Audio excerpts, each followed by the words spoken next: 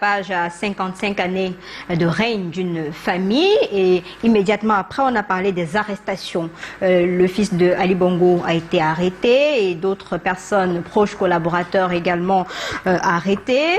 C'est le même schéma, finalement. Avec un comité de transition qui est annoncé pour restaurer. L'arrestation du fils de Bongo, c'est des épiphénomènes. Vous savez, c'est quand ce que le peuple gabonais en dit depuis des années, ça n'a aucune commune mesure avec un petit emprisonnement du fils de Bongo ou bien de Bongo lui-même. Directeur de cabinet, cabinet adjoint, conseiller, numéro 1, numéro 2 du parti, le PDG. C'est vraiment le minimum qu'il mérite. Président de l'Assemblée nationale, etc. Alors, je voudrais dire que il ne faut pas se faire d'illusions. Ce qui se passe aujourd'hui est la conséquence de la mobilisation des Gabonais. Ce sont les Gabonais qui se sont mobilisés parce que dans le désarroi et ne voulant plus de cet exécutif, de ce régime antipopulaire, c'est la mobilisation des Gabonais qui a poussé la junte militaire, je veux dire, je le redis, plus ou moins favorisée par la puissance néocoloniale, à prendre le pouvoir pour éviter une débâcle plus importante. C'est vrai que ça aurait pu entraîner des situations sécuritaires difficiles. Très difficile. C'est vrai, mais... Là, pour le moment, il n'y a véritablement pas de décès. Sauf que vous savez, dans d'autres situations, on a marché sur des cadavres pour imposer un résultat.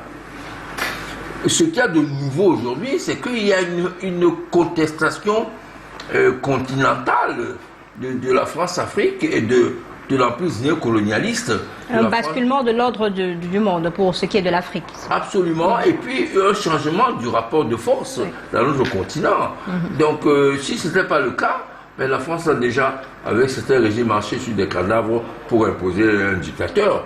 Donc il faut mettre ça à l'actif de la mobilisation, de la détermination et du courage du peuple gabonais.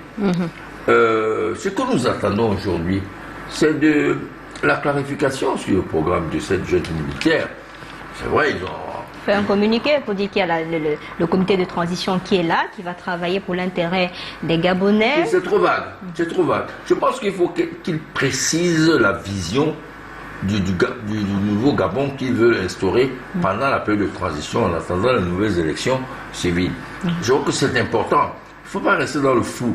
Vous voyez bien la différence de la junte militaire au Niger, qui dès le départ a donné une vision claire, des objectifs clairs par rapport à comment ils veulent gérer le nouveau Niger.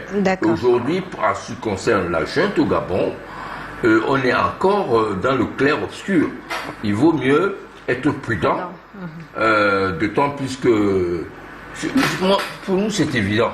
Il y a anguille sur roche, il y a une révolution, il y a un coup Vous êtes d'État un peu du du genre, on parle, c'est une organisation en interne d'un jeu qui pourrait s'achever d'un moment à un autre. C'est une anticipation sur une débâcle plus importante du candidat Bongo et de ses alliés néocolonialistes. D'accord. Alors on a la chance d'avoir en direct sur Canada International un journaliste du côté du Gabon. Il s'agit de Désiré Enamé. Il est le directeur de publication d'Écho du Nord.